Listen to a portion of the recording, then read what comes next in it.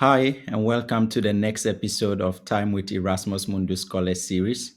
In this series, what I do is I try to interact with people who have been awarded the scholarship in the past, learn about their stories so that you get some information that will help you in becoming one of the next scholars. And today I have with me someone who is very knowledgeable about the program. In fact, when most of us used to struggle with where to find information, this fellow used to be the one bailing us out.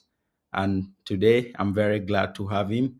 Welcome, Vinay, and thank you for honoring my invitation to be on this show to discuss about your story. A short introduction of yourself, then we get into the discussion. Thank you, Khalid. Thank you for inviting me to this talk. It's really nice to talk about my process and everything which went with me when I did the application and everything. So yes, I come from India, and I come from the city known as Pune in India, and I studied my bachelor's there. I worked for around 3 years after that, and then afterwards, I decided to get to this Erasmus Mundus program, and then I applied and I started doing my uh, Mundus degree, and yeah, that's how it is. And currently, now I'm working as software engineer at Ahola Digital. All right, thank you for the short and brief introduction. Let's begin this discussion by getting to know your application journey, how you started. Um, how did you discover the Erasmus Mundus program? So I was actually looking for scholarships for my masters, and I researched a lot of other scholarships as well. For example, for US, I looked for Fulbright scholarship. For the UK, I looked for Commonwealth scholarship, and so on. And then I saw there is something known as Erasmus Mundus joint master's degree, and fortunately a friend of mine from the school, he also actually got this scholarship a couple of years before me. So I really had a close contact which encouraged me and also guided me to look for the suitable programs, and yeah, that's how I ended up on the EMJMD program. Right. Let me ask you this from the beginning of our discussion. Do you think it was the right decision for you to join an Erasmus Mundus program? Absolutely, it's one of the best decisions that I've ever taken. How many programs did you apply to? So I tried to apply 2 years. Okay, the previous year, I applied into two programs, and the next year where I got the scholarship in Edis program, I applied only for the one program, that is Edis. Right. And what do you think made your application stand out? Because I believe a lot of students from India usually apply to the Erasmus Mundus program. So, what aspect of your application profile stood out from your perspective? Yeah, I think probably my work experience and the things I worked on, they stood on because uh, I mean, what I see is like a lot of my colleagues and the people from my cohort, they have really excellent academic background. They have research paper, or they have exchange studies somewhere. I had none of them, but I had experience working as an intern first in Amazon, and then I had experience working in one of really good companies in India, in Pune, for 3 years, and there I worked a lot on some tricky things and proper software engineering, like core software engineering. And I think that kind of added to my profile. Right. Most students who are watching right now are watching because they want to learn about what they should be doing and what they shouldn't be doing. And I know you to be somebody who has helped a lot of people in the past. What common pitfalls have you realized that students make that you would recommend those applying now stay away from? Okay, so I have seen some things which are very common.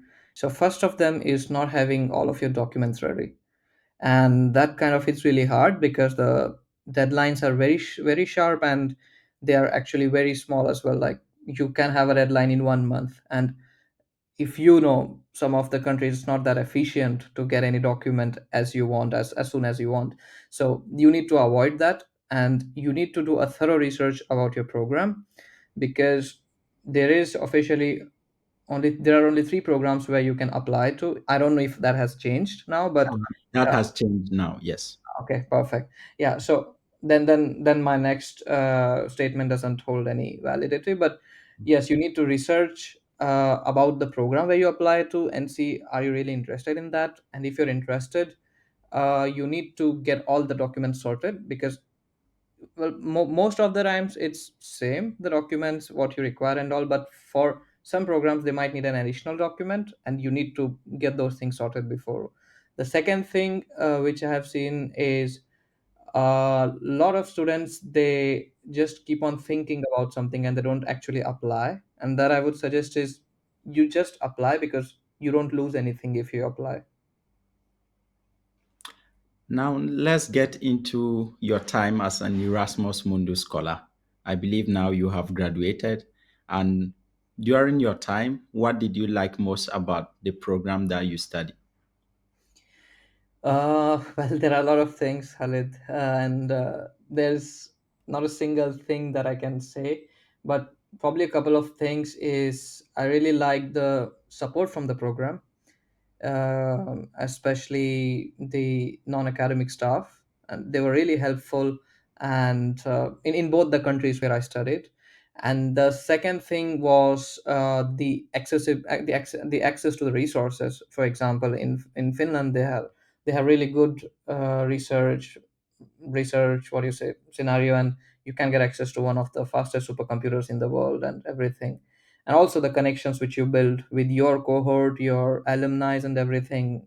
They're really good things. In which countries did you study? And how did you like it in each country? Yeah, I studied in India. That was the only country where I was. I never went anywhere outside. And then for my master's degree I studied, well, for the Erasmus degree I was in Finland and then in Italy. And sorry, can you repeat the question again? Yes, in which countries did you study during your Erasmus Mundus program, and how did you like it in each country? Oh, sorry. I didn't catch the Erasmus Mundus part. Yeah. So I studied in Finland for my first year, and for my second year I studied in Italy. And yeah, I think I liked Finland more than Italy. Is there a reason why you like Finland more? Is it in terms of the freedom you get, to do things that you like, or it's about the weather conditions? I mean, I've never seen someone who says they like the cold weather of Finland, but you know, Yeah, absolutely, that's true. But they say in Finland that it's not about bad weather, it's about bad clothing. mm, So if you have proper clothing, I don't think the weather affects you that much. Obviously, Italy has much better weather, but mm, I think the facilities and the support you get from the universities and everything in Finland, that's amazing. That's something which cannot be matched. For example, the student benefits that you have, the student subsidies and everything, you cannot get them anywhere. right. Now let's think about people who are applying right now. I mean, there are a lot of documents that they need to prepare and submit. You have been in their shoes before. You know what it takes to get all these documents ready to submit.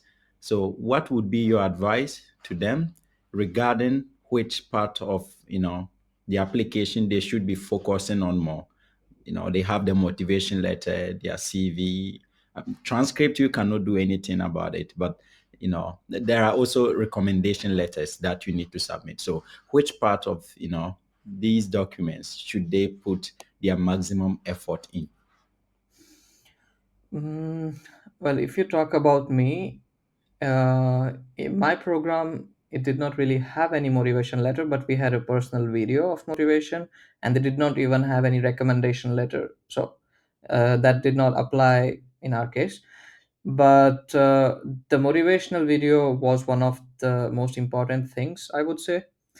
And what I would suggest to the upcoming people is that focus on something which is not there in your CV already, because that thing the professors and the program members, they can already see, the committee, they can already see. So you need to show something that makes you stand out. And it doesn't have to be like something really big, that you discovered something or you create a nuclear reactor in your background. No, you don't need to do that, but you just need to show your passion about something and how that passion translates into this program, or how can that passion be strengthened or can be improved by this, or the access to the world can be improved by this program. That's the thing I think is really important. And other than that, as I said, like the documents, you need to double check probably like 20 times that you have all the documents well in time when you submit. You mentioned that the motivation video or motivation letter for most of the programs. So I really want us to spend a bit of time on this because I believe it is the only letter that you can convey your, interest in the program. It is the document that perhaps may decide whether you are getting recruited or not. And as somebody who is very conversant with AI, and knowing what generative AI can do now. I've had this same discussion with a lot of people in the past. What is your take on the use of AI to craft a motivation letter? Is this something that students should stay away from completely, or do you have something otherwise? Well, I would say is you need to use AI cautiously in this, because AI can only enhance what you have. It cannot make something magically out for you. And the academic committee, which takes decisions for your recruitment, they are skilled enough to differentiate between what is true and what is bogus. Mm, And if the things do not match from your CV with your motivation letter, which is most of the times the case if you're using AI, because it tries to be over sycophant and be very gaudy in the terms. It tries to show off more about you, even if those things do not exist. So mm, that has been a problem, I think, I would say. So it does not need to be like really huge, because you're not writing a book on yourself. Okay, it needs to be crisp, and it should kind of supplement your CV, and it should be very natural. It should not be like you claim a lot of things which haven't been done, and that would be very apparent from your CV. So that should not happen, that you have a mismatch between your motivational letter and CV.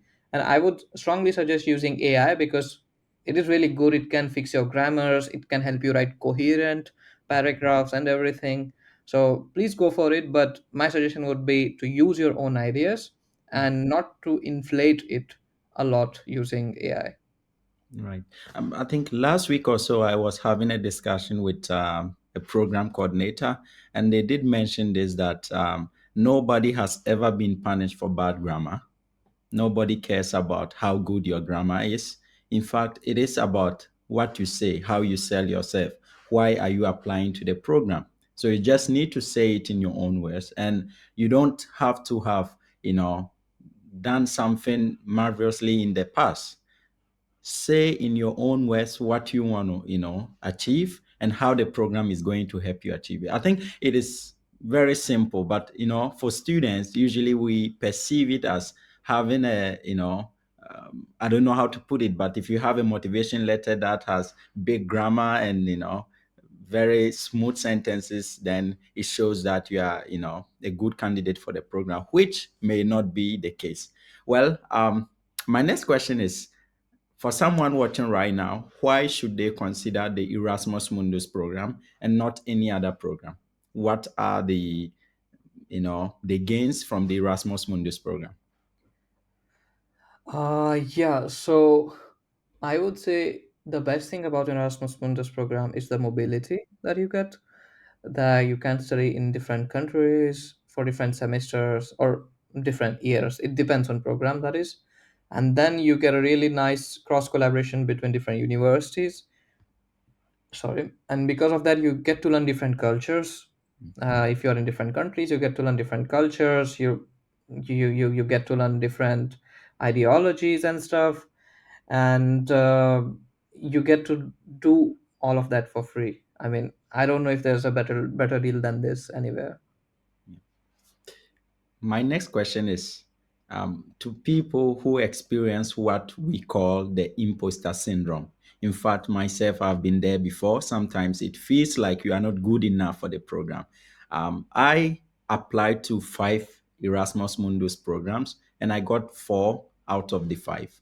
And out of the 4 that I got acceptance or offers from, Edis was one of them. And in fact, Edis was the last hope for me, because when I looked at the profile of the students who had gotten into the program, it's not as if I, had a very terrible profile, but the school that I graduated from is a school that you don't usually get very high GPAs. So if you, compare it to students from other part of the world, being recruited, and you contrast it against your profile, then you can imagine the discrepancy. So, what is your advice to people who are thinking about applying? Not everyone has, very good GPA, for example. So, what would you say to students who are hesitating to apply? Yes. So I think it was a bit similar thing in my case as well, because I was from a public university, which is very known around the world, well known around the world. And they also have the same problem that they don't really give you the grades easily, and you have to work really hard for. Where we have 10 point system, so you have to work really hard if you want to get even 9 points, and probably like top 0.5% or 1% of the class even gets that. So that is, I think the universities, they kind of know it, or the programs, they kind of know it, because they might have had the applicants from the same universities. And GPA, I would say, is the one part, it's the only one part of your application. It's not the entire part of your application. Your GPA, if you have, let's say, less than a stellar GPA, but then you have a really good profile, let's say if you have research papers or if you have work experience or something which kind of complements that thing, I think that stands out. And I would say that high GPA is obviously welcomed, but no one is going to disregard your application if you have, let's say, a bit lower GPA, but then you have really good scores in, let's say, the language tests, and if you have a lot of extracurriculars, and a lot of other things which kind of make your application shine. So, but as long as you have went above the eligibility GPA, I think you should apply. You should not worry about if you have the highest in your batch or highest in your cohort or not. You just apply, because if you don't apply, you don't know. Yeah. This reminds me of a quote that a friend from Greece told me almost a decade now. He said, "The only way to start is to start. There is no other way." So you do not wait for tomorrow, or you do not become hesitant. You only need to, give it a shot. Who knows? There is a lot of randomness involved in, this whole process. And I would say the only best way to tell if you are the best candidate, for the scholarship is to apply. There is no other way to do it. I think you mentioned something about the recommendation letter. Um, in many cases, it is also one of the defining factors of you being recruited, because it gives a third person perspective about the student, how you are seen in the eyes of another person. So, how do you think students can get better recommendation letters from their professors? What should they be doing? Yes. So what I have learned, because there were few programs outside the Erasmus Mundus, obviously, there were few universities where I applied, and I had recommendation letters over there.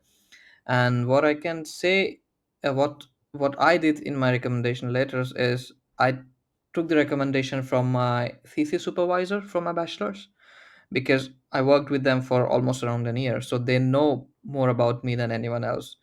And there were two recommendation letters that I submitted. So one was from my thesis supervisor, and one was from another person or another professor who has actually seen me through all of these 4 years of my bachelor's. So, and and believe me, that person did not even teach me in the final year. He just happened to be there, and we just used to meet, and we just used to discuss about subjects and everything. And obviously he was a professor. But the thing is, you need to have one who can be a proof, or who can supplement your academic rigor or your hard ability to work hard and produce results and everything. And then there should be the second person should be someone who can kind of tell that apart from academia how good you are, or how you are as a person. So that's my take. Don't fall for titles that, okay, if you haven't worked with a professor or someone you are using recommendation letter from, and then if that person, even if that person has like stellar profile, like he has a really good H factor, H index and stuff, I don't think that's going to help, because the reviewers will always spot the not the miscommunication, but the that disattachment between your application and your recommendation letter. And what I would say, overall, what you need to remember is that um, all of these things, they kind of should go together: your recommendation letter, your motivation letter, and your CVs. Because if they don't go together, then it is always a red flag. And then if you get it from someone who has seen you, there is no chance that it's going to blow in your face. That is a very powerful take. And I remember what a professor told me about 2 years ago, that when you want a recommendation letter, you don't go to someone with titles.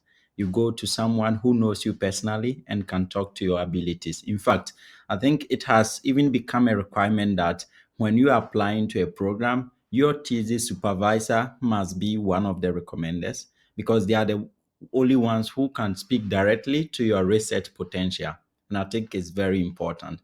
I remember during my time, what I did was I researched about the program, what they usually look for from, in student. And then I tried to synthesize this information and then provided it to my recommendation writers. And in fact, because we could see the recommendation letters, we were the ones who uploaded it. I could see that they had also taken their time, and based on the information I provided them, they wrote very good recommendation letters for me. So I think it is very helpful if make the work of the recommender easy. Go find the information. Do not just say, hey, I'm applying to ABC program, so please write me a recommendation letter. They may end up writing very generic letters for you.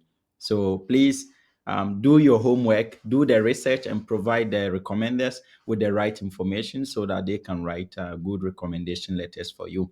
Thank you very much. Khalid, Yes, I think Khalid, you I want to have say to add something. one thing. So a funny thing happened actually. The person who acquired my first recommendation letter, she was my thesis supervisor, and also she was the head of the department.